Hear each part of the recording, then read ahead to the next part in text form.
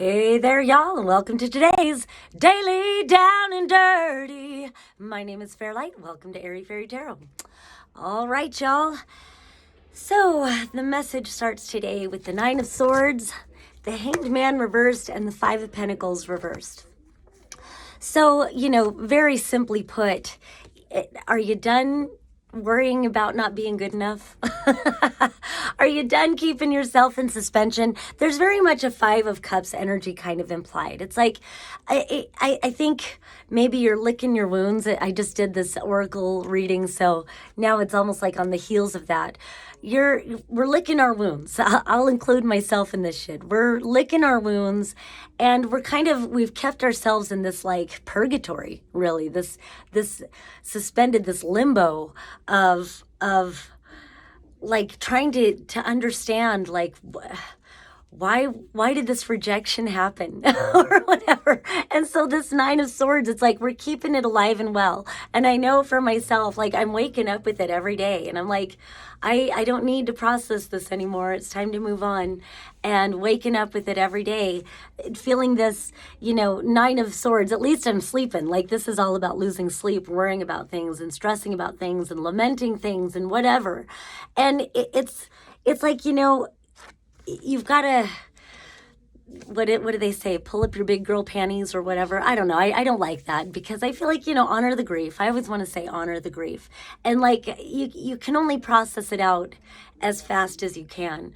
But at the same time, there is a solution here and it's over here. But again, I just want to acknowledge that there's got to come some self-love. Well, that is the solution. You can't place your worth in another person's hands because they'll never handle you correctly, no matter how well-meaning they are. And maybe they handle you correctly for a minute, but when you do that, and it's a balance, because it's like, it's not to say don't ever make yourself vulnerable. Of course, that's what connection is about, is being vulnerable.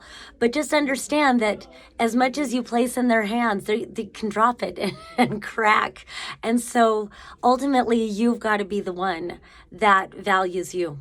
You've got to be the one that values you. So it feels like the sooner you stop worrying about what went wrong or what did I do wrong or whatever, it's time to come out of this energy.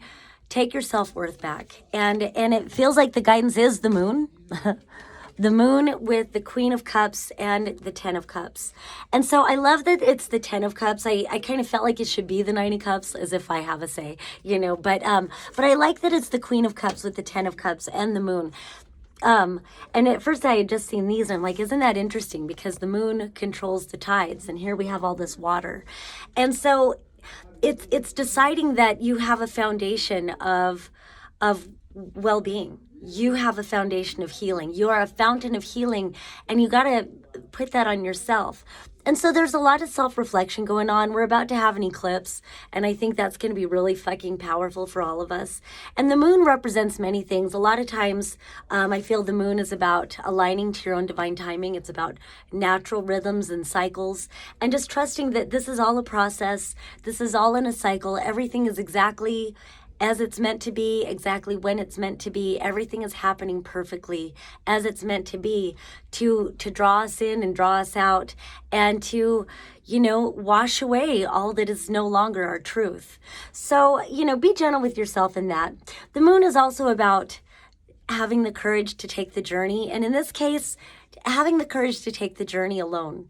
And it's hard. It's a little bit scary, but it just feels like this Queen of Pentacles, she's the one filling this cup. She's the one filling every one of these cups. It's you, whatever the gender is, but this is your nurturing, loving, and isn't it beautiful that she holds the cup? Oops. She holds the cup to fill the rest of the cups and its own self-nourishment. I don't know if I'm saying that quite the way I want to, but she holds that cup, and it's like it's time to fill your own cup. And we just can't, I don't know, it's been coming through quite a bit lately. Like sometimes you can pour so much of yourself into someone or a situation, and if their cup is overturned, it doesn't matter how much you're pouring, they're just not going to receive, man. And so you've got all this love to give. You've got all this, your cup is overflowing, but is it? Maybe you're a bit depleted from all of this. So it just feels like start nourishing yourself, and this whole self-reflection thing, because underneath that is the devil, and then also the Empress. And I fucking love that. Major Arcana's here. You know, I like that we go from the Queen and the Moon, but we've got, these are some major arcanas about the cycles, about valuing ourselves. And that's right on the heels of this Five of Pentacles, about self-worth, self-value.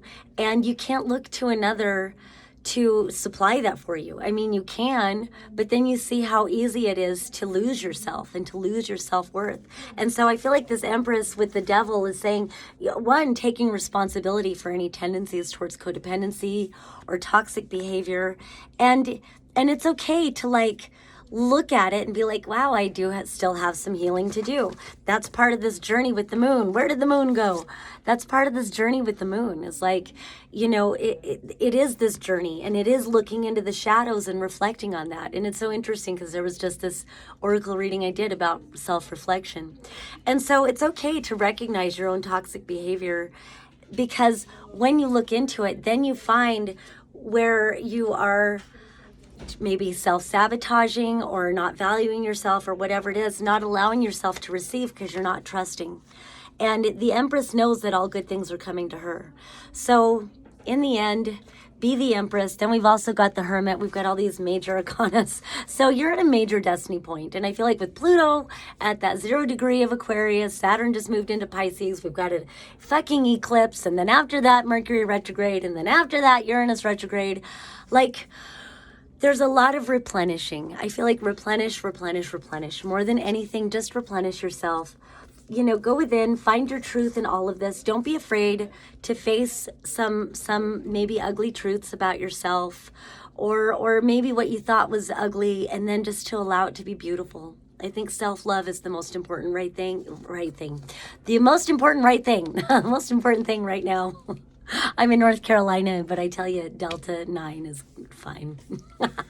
But anyway, whatever. So just love and value yourself, even your scary parts. It's just that inner child that just needs some light shone on it and some validation.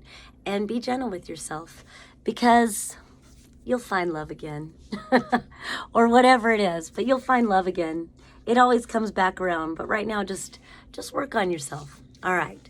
Love and peace until next time.